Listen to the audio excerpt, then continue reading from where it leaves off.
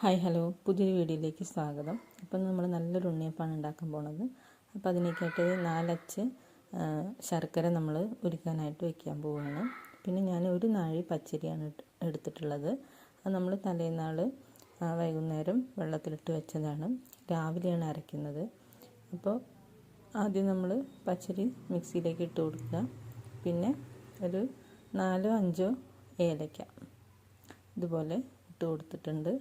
പിന്നെ ഞാൻ 2 ചെറുപഴമാണ് എടുത്തിട്ടുള്ളത്. അതും ചെറിയ പീസാക്കിയിട്ട് ഇതിലേക്ക് ഇട്ട് കൊടുക്കുക. പിന്നെ നമ്മൾ ശർക്കര ഉരുക്കിയത് ഇതിലേക്ക് അതിൻ്റെ ഒപ്പം ഒഴിച്ചു കൊടുക്കുക. അപ്പോൾ 4 അച്ച് ഇതിന് ഒരു നാഴി അരിക്കും പാകം മധുരമാണ്. നമ്മൾ പഴത്തിലും അത്യാവശ്യം മധുരം ഉണ്ടാകുമല്ലോ. അപ്പോൾ എന്തായാലും ആ ഒരു ശർക്കര അത്രയും മതിയാവും. പിന്നെ നമ്മളിതൊരു ബൗളിലേക്ക് ഒഴിച്ചു കൊടുക്കുക. നന്നായിട്ടൊന്ന് അരച്ചെടുക്കുക. പിന്നെ നല്ല നൈസാക്കി അരയണ്ട ഒരു ഇഡ്ഡലി പരുവത്തിൽ ആ ഒരു രീതിയിൽ നമ്മളിതൊന്ന് അരച്ചെടുക്കുക. പിന്നെ ഞാൻ ആ മിക്സി ഒന്ന് കുലുക്കി ഒഴിച്ച് കുറച്ച് വെള്ളം കൂടി ഇതിലേക്ക് ഒഴിച്ചിട്ടുണ്ട്.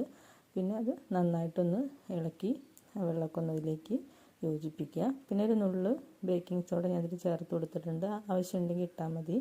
അല്ലെങ്കിലും വൈകുന്നേരമൊക്കെ ആകുമ്പോഴേക്കും അത് നന്നായിട്ട് പൊന്തി വന്നിട്ടുണ്ടാവും. അപ്പോൾ നമ്മളത് അടച്ചു വയ്ക്കുക.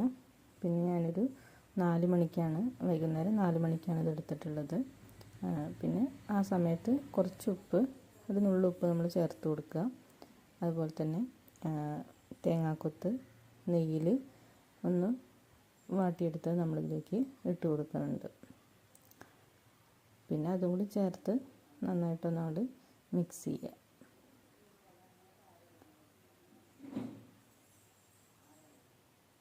പിന്നെ നമുക്ക് എള്ള് ഈ ഒരു സമയത്ത് ഉണ്ടെന്നുണ്ടെങ്കിൽ അത് ഈ സമയത്ത് ചേർത്ത് കൊടുക്കാവുന്നതാണ്. അപ്പോൾ എൻ്റെ കയ്യിൽ സ്റ്റോക്കില്ലായിരുന്നു. അപ്പോൾ ഞാൻ തേങ്ങാക്കൊത്ത് മാത്രമേ ഉള്ളൂ ചേർത്ത് കൊടുത്തിട്ടുള്ളൂ. പിന്നെ നന്നായിട്ട് മിക്സ് ചെയ്ത് നമ്മുടെ ഉണ്ണിയപ്പച്ചട്ടി ചൂടാക്കാൻ വയ്ക്കാം. അതിലേക്ക് ഞാൻ വെളിച്ചെണ്ണയാണ് ഒഴിക്കുന്നത്. പിന്നെ അതുപോലെ തന്നെ എല്ലാ ഇതിലും കുളത്തിലും നമ്മൾ നെയ്യ് കൂടി കുറച്ച് ഒഴിച്ച് കൊടുത്തിട്ടുണ്ട്. അപ്പോൾ നെയ്യിൻ്റെയും വെളിച്ചെണ്ണയും കൂടി ഒരു ടേസ്റ്റ് ഉണ്ടാകുമ്പോൾ ഒന്നുകൂടി ഉണ്ണിയപ്പത്തിലേക്ക് ഒരു പ്രത്യേക മണമോ ടേസ്റ്റൊക്കെ വരും. അപ്പോൾ രണ്ടും കൂടി മിക്സ് ചെയ്തിട്ടാണ്, അതായത് നെയ്യും വെളിച്ചെണ്ണയും കൂടി മിക്സ് ചെയ്തിട്ടാണ് ഞാൻ ഇത് ചുട്ടെടുത്തിട്ടുള്ളത്. പിന്നെ ചട്ടി നന്നായിട്ട് എണ്ണയൊക്കെ ചൂടായി വരുമ്പോൾ നമ്മുടെ മാവ് ഇതിലേക്ക് നമ്മൾ ഓരോ കളത്തിലേക്ക് നമ്മൾ ഒഴിച്ചു കൊടുക്കുക.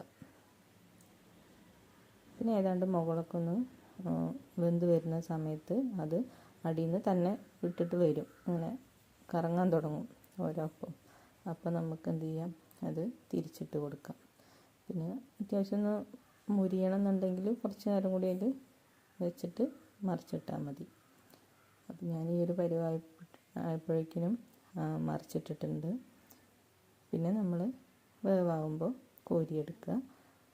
എണ്ണയൊക്കെ ഒന്ന് പോയതിന് ശേഷം നമ്മുടെ സെർവിങ് പാത്രത്തിലേക്ക് നമുക്കിത് മാറ്റാവുന്നതാണ്.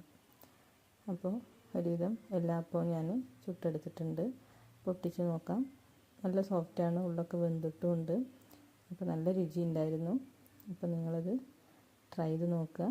വീഡിയോ ഇഷ്ടമായെങ്കിൽ ലൈക്ക് ചെയ്യുക, സബ്സ്ക്രൈബ് ചെയ്യുക. Thank you.